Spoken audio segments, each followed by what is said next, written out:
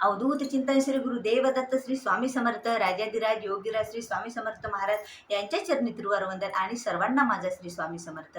माझ्या यूट्यूब चॅनलमध्ये आपल्या सर्वांचं खूप खूप मनापासून स्वागत आहे. उद्या आहे दुर्गा अष्टमी आणि उद्यापासून सुरू होणार आहे शाकंभरी नवरात्र, म्हणजे 18 जानेवारी 2024 या दिवशी सुरू होणार आहे शाकंभरी नवरात्र आरंभ. तर शाकंभरी नवरात्र हे या नवरात्राला नाव का बरं पडलं? कारण आपण जर वर्षामध्ये 4 नवरात्र येतात, तर या 4 जेव्हा आपण ह्या बाकीच्या 3 नवरात्राचे नाव बघतो, तर ते नवरात्र आपल्या मराठी महिन्यांच्या नावानेच ओळखले जातात. पण हेच एक नवरात्र असं आहे की ते देवीच्या नावाने ओळखलं जातं. तर आता हे 3 नवरात्र कोणते? तर वर्षातले 4 नवरात्र कोणते? आता हे आहे शाकंभरी नवरात्र पौष महिन्यातलं. एक असतं आपलं अश्विन नवरात्र, ज्या वेळेला आपण आपल्या सर्वांच्या घरामध्ये घटस्थापना करत असतात दसऱ्याच्या वेळेचं.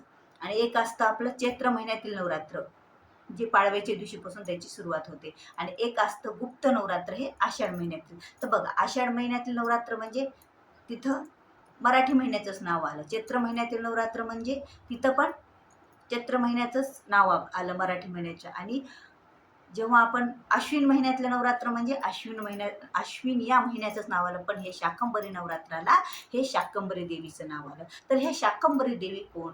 त्यांना हे नाव का बरं मिळालं? त्यांनी प्रगट कशा झाल्या? ह्या सर्व आपण या व्हिडिओमध्ये ऐकणार आहोत. तर एकदा पृथ्वी तलावर खूप मोठा दुष्काळ झाला. 100 वर्षे दुष्काळ पडला. आणि 100 वर्षे दुष्काळ पडल्याच्या कारणाने पृथ्वी तलावर एकही अन्नाचा कण उरला नाही. त्यामुळं सर्व जनता त्रस्त झाल्या. कारण त्यावेळेला त्यांना एकही अन्नाचा कण नाही मिळाल्यामुळे उपाशीपोटी सर्वजण राहिले. मग ह्या सर्वांची दया ऋषीमुनींना आली. आणि ऋषीमुनींनी आदिमायाशक्तीची पूजा आराधना केली आणि आदिमायाशक्तीला प्रसन्न करून घेतलं. जेव्हा आदिमायाशक्ती प्रसन्न झाल्या, प्रगट झाल्या, तेव्हा त्यांनी 100 डोळ्यांनी ह्या सर्व जनतेला आणि सर्व भक्तांना आणि ऋषीमुनींना पाहिलं.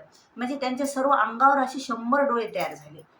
म्हणून त्यांना शाकंभरी हे नाव तिथे देण्यात आलं, त्यांना मिळालं. आणि त्या दिवशी त्यांनी, मग तो दिवस कोणता होता? तर तो दिवस होता दुर्गाष्टमी, पौष महिन्यातील दुर्गाष्टमी. आणि त्या दिवशीपासून शाकंभरी नवरात्र आरंभ झालं. म्हणजे पूजा आराधना शाकंभरी देवीची करायला सुरुवात झाली. तर 9 दिवस.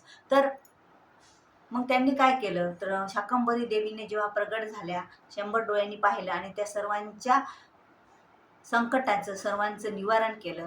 तर शाकंभरी देवीने त्यावेळेला भाज्यांची उत्पत्ती केली. खूप ज्या आपण रोजच्या जेवणामध्ये आपण ज्या भाज्या खातो, त्या भाज्याची उत्पत्ती या शाकंभरी नवरात्रामध्ये झालेली आहे. अशा देवीनं वेगवेगळ्या प्रकारच्या आपल्या प्रकृतीसाठी ज्या चांगल्या असतील, आपल्या आरोग्य जसे चांगले असतील, प्रत्येक भाजीचं एक वेगळं महत्त्व, अशा भाज्याची उत्पत्ती त्यांनी केली या शाकंभरी नवरात्रामध्ये. आता जेव्हा ह्या भाज्यांची उत्पत्ती केली, म्हणजे भाज्या हे अन्न झालं. आणि जेव्हा ह्या अन्नाची उत्पत्ती केली, मग अन्नाची उत्पत्ती केल्यामुळे ही अन्नपूर्णा माता पण आहे. म्हणून या नवरात्रामध्ये आपल्याला जास्तीत जास्त अन्नपूर्णा मातेची सेवा करायची असते.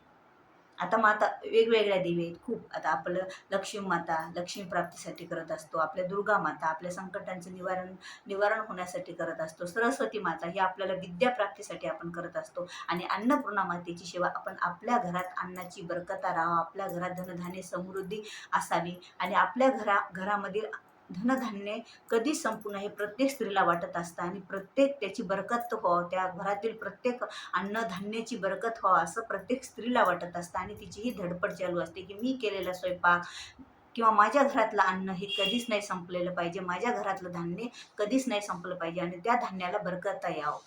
तर हे बरकत येण्यासाठी आपल्याला ही एक सेवा करायची आहे या शाकंभरी नवरात्रामध्ये. तर आता शाकंभरी नवरात्रामध्ये कोणती सेवा करायची बरं आपल्याला? तर आपल्या प्रत्येकाच्या घरामध्ये अन्नपूर्णा देवी आहेत किंवा कोणाच्या नसतील पण, तर तुम्ही नसतील तर तुम्ही आणून घ्या. या नवरात्रामध्ये आपण त्याची स्थापना आणून करू शकतो अन्नपूर्णा मातेची मूर्तीची. तर आपल्या अन्नपूर्णा माता देवघरात आपण कशावर ठेवतो? तर एखाद्या धान्यावर ठेवत असतो. धान्यावर ठेवतो ना आपण अन्नपूर्णा माता. मग ज्या अन्नपूर्णा माता आपण ज्या धान्यावर ठेवतो, ते धान्य आपल्याला काय करायचं आहे? जेव्हा हे 9 दिवस संपतील नवरात्राचे, म्हणजे पौर्णिमेच्या दुसऱ्या दिवशी आपल्याला ते धान्य आपल्या घरातील सर्व धान्यात टाकायचं आहे. कारण एक अन्नपूर्णा माते त्याच्यावर बसलेले आहेत, त्यांचं ते आसन झालेलं आहे आणि ते आपल्या सर्व धान्यात टाकल्यामुळे आपल्या घरामध्ये बरकत येणार आहे. धनधान्याची समृद्धी होणार आहे. आपल्या घरामध्ये कधीच असे आपल्याला वाटणार नाही की आज ही कमी पडलं. आता कसं असतं, कधी आज हे कमी पडतं, आज हे आज हे आणून घेतलं तर उद्या ते लगेच कमी पडतं. असं कधीच आपल्या घरात नाही होण्यासाठी आपल्याला, म्हणजे आणावं तर आपल्याला लागणार, पण आपल्याला ते आणायच्या अगोदरच आपलं नाही संपणार, आपल्या घरामध्ये त्याची बरकत राहणार. तर उद्या पासून ही सेवा करायची आहे. आणि उद्यापासून आणखी एक सेवा आपल्याला करायची आहे. ती म्हणजे कोणती, तर आपल्याला अन्नपूर्णा मातेचा अभिषेक करायचा आहे. म्हणजे जर आपल्याकडे मूर्ती असेल तरच अभिषेक जमल. फोटोचा अभिषेक आपण करू शकत नाही. जर फोटो असेल आपल्याकडे अन्नपूर्णा मातेचा आपल्या देवघरात, तर आपण मंत्र स्तोत्र पठण करू शकतो. पण मूर्तीला आपण अभिषेक घालू शकतो. तर अभिषेक आपण श्रीसुक्तानं अभिषेक घालू म्हणू शकतो. मग हे श्रीसुक्तानं अभिषेक घातलं. आता जेव्हा आपण अन्नपूर्णा मातेचं श्रीसुक्तानं अभिषेक घेतला आणि त्यांना त्यांच्या जाग्यावर त्या धान्यावर विराजमान करायचं, त्यांची पूजा आराधना करायची. तशी आपण आपल्या देवघरातील दुर्गा देवीची, लक्ष्मी मातेची, सर्वांची सेवा करू शकतो. कारण हे आपल्यासाठी त्यांनी अवतार वेगवेगळे घेतलेले आहेत, पण देवी ही सर्व एकच आहे. आदिमाया शक्तीचे स्वरूप हे सर्व आहे. पण आता हे शाकंभरी नवरात्र आहे असल्या कारणाने या नवरात्रामध्ये जास्त आपल्याला अन्नपूर्णा मातेची स्तुती करायची आहे. अन्नपूर्णा स्तोत्र, अन्नपूर्णा कवच, अन्नपूर्णा माता तंत्रोक देवी सूक्त, अन्नपूर्णा देवी सूक्त, असे वेगवेगळे आपल्याला स्तोत्र मंत्र पण येथे वाचन करायचे आहेत. तर जेव्हा आपण अन्नपूर्णा मातेचा रोज आपल्याला अभिषेक करायचा आहे. मग आता अन्नपूर्णा मातेचा अभिषेक केल्याच्या नंतर जे आपण अभिषेक केलेलं जे तीर्थ असतं, जे पाणी असतं, ते आपल्या घरात सगळीकडे शिंपडायचं. फक्त आपण वॉशरूममध्ये इकडं नाही शिंपडू शकत, बाकी आपल्या सर्व घरात ते शिंपडायचं. पण आपल्या घराच्या बाहेर नाही शिंपडायचं. जे आपला मुख्य दरवाजा आहे आपला स्वतःचा, त्याच्यामध्येच आपल्याला हे पाणी सगळीकडं आपल्याला टाकायचं आहे. थोडं थोडं फुलानं शिंपडायचं आहे आणि बाकीचं उरलेलं आपण तुळशीला टाकू शकतो किंवा एखाद्या झाडाला पण आपण टाकू शकतो. आपण तीर्थ पण घेऊ शकतो. तर अशा प्रकारे आपल्याला अन्नपूर्णा मातेचा अभिषेक करून आपल्याला सेवा करायची आहे. आणि अन्नपूर्णा मातेला धान्यावर ठेवलेलं आहे, ते धान्य आपल्याला आपल्या सर्व धान्यामध्ये मिक्स करायचं आहे. यामुळे काय होणार की आपल्या घरामध्ये बरकत राहणार. आपल्या घरामध्ये धनधान्याची कधीच आपल्याला कमी भासणार नाही. आपण कधी म्हणतो ना, अरे काय झालं की माझ्या घरात तर बरकतच आहे ना, तर ही बरकत आपल्या घरात राहणार आहे. आता हे हे एका स्त्रीला समजत असतं. ती स्त्री रोज आपल्या डब्यात पाहते, रोज स्वयंपाक करते. स्वयंपाक कशा प्रकारे करायचा, धान्य हे सर्व काही स्त्रीच घरामध्ये पाहत असते. त्यावेळेला स्त्रीला हे लक्षात येते की माझ्या अन्नाची बरकता कशी करायची. तर महिलांनो, ही सेवा आपल्याला नवरात्रात करायची आहे.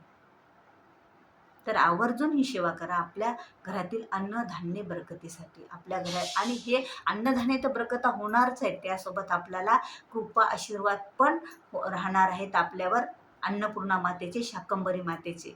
आणि शाकंभरी माता ह्या भक्तांना खूप प्रसन्न होणाऱ्या असतात, लवकर प्रसन्न होणाऱ्या असतात. यामुळे या नवरात्रात केलेली देवीची कोणतीही पूजा आराधना, विधी, व्रत, स्तोत्र, मंत्र, पठण याचं फळ आपल्याला अधिक पटीनं आणि लवकरात लवकर मिळत असतं.